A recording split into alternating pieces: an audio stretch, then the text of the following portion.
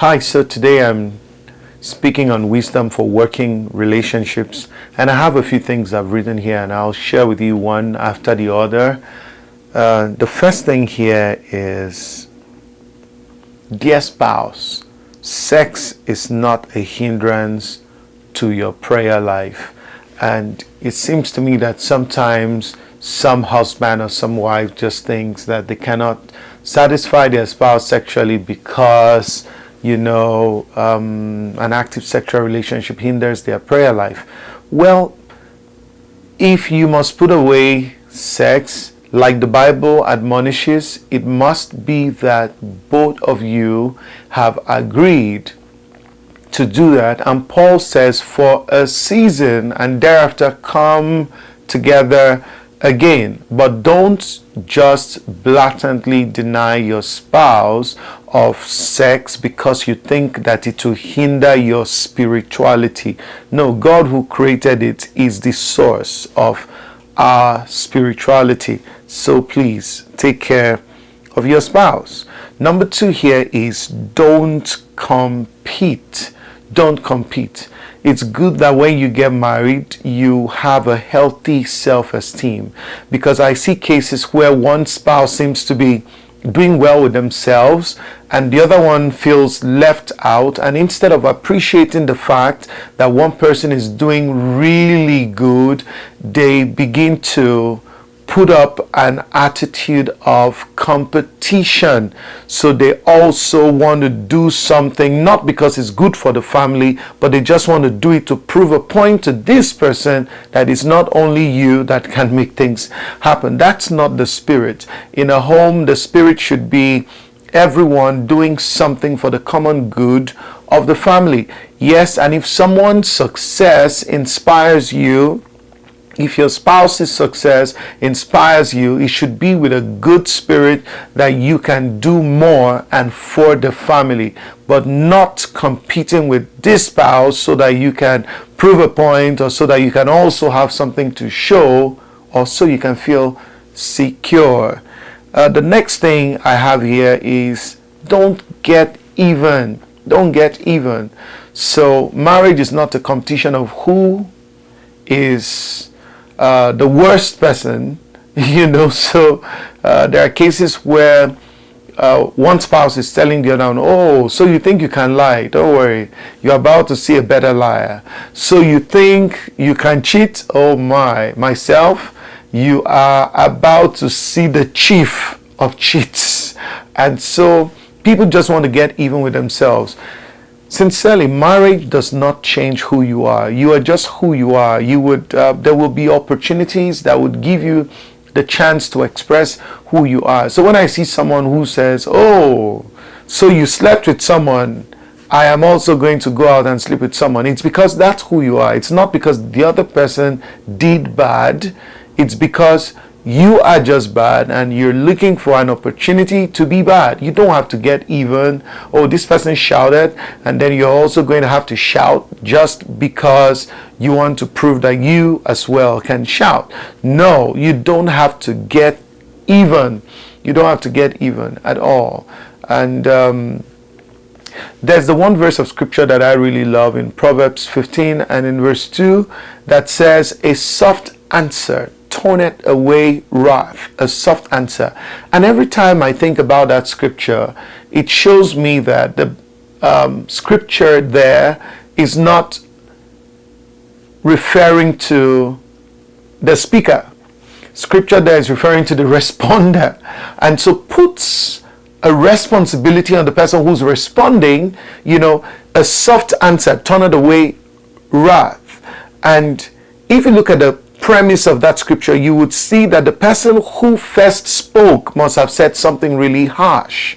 And so as a responder, you have the opportunity to either quench the fire or to pour fuel on it.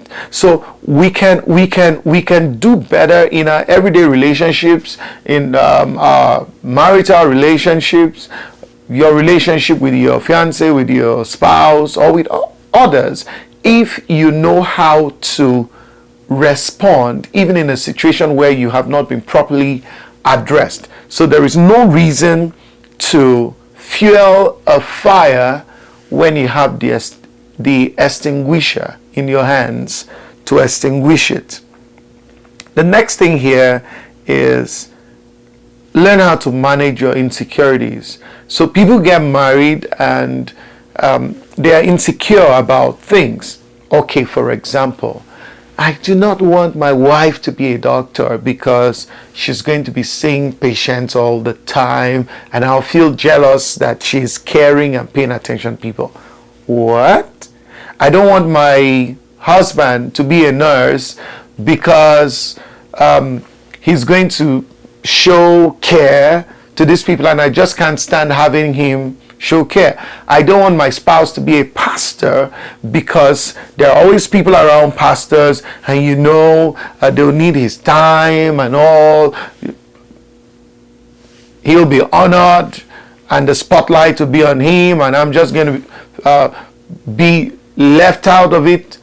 Come on. You have to manage your insecurities. So maybe he also cannot be a lecturer because he has lots of students around him who would come in and out of his office. Maybe he cannot be a lawyer as well because there will be, clients coming back and forth. What would he be able to do? Kill your insecurities. If you don't kill your insecurity, it would put you in a place where you are putting out bad behavior, bad defensive behavior that just messes up everything. No one wants to feel trapped. No one wants to feel locked in.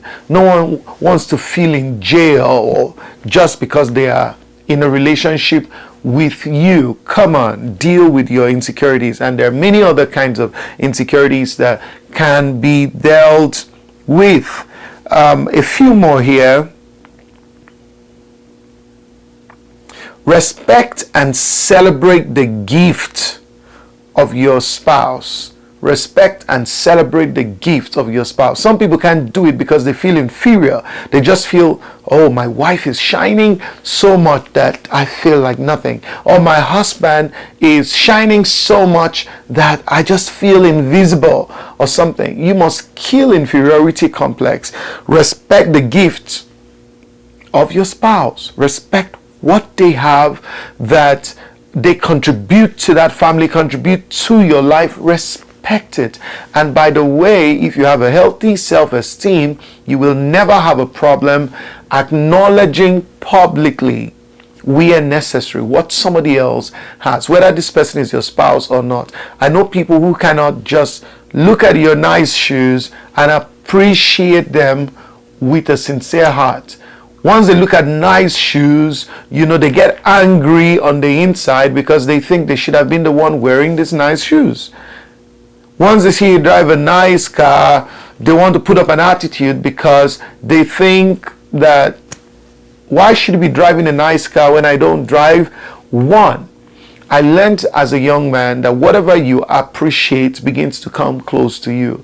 Sincerely, I celebrate good things. When I see people who have good things, I celebrate them. I appreciate what they have, especially when it's something that I desire for my life. And with a good spirit, wow, this is good. This is good.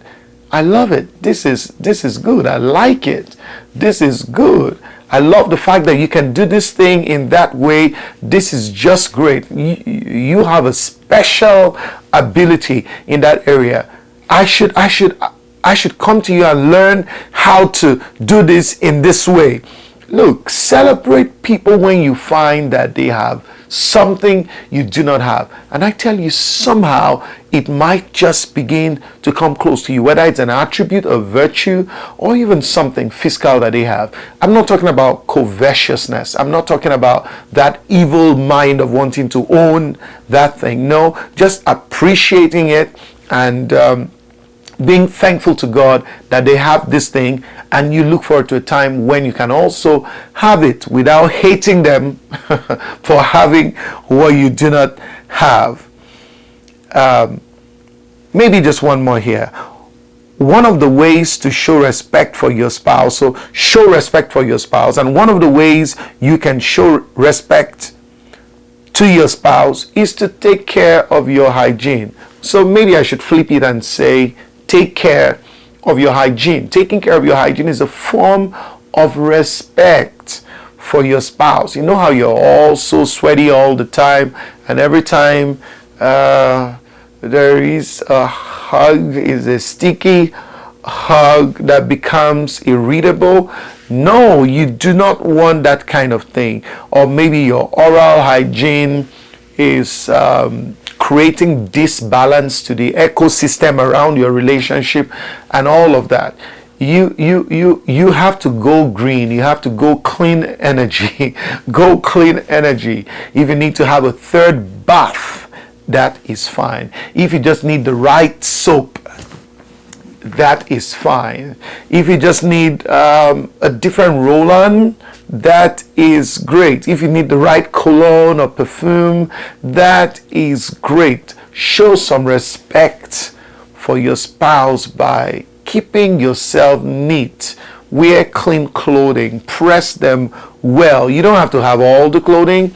Just press them. Look smart. Let your spouse be proud to say in public, that's my,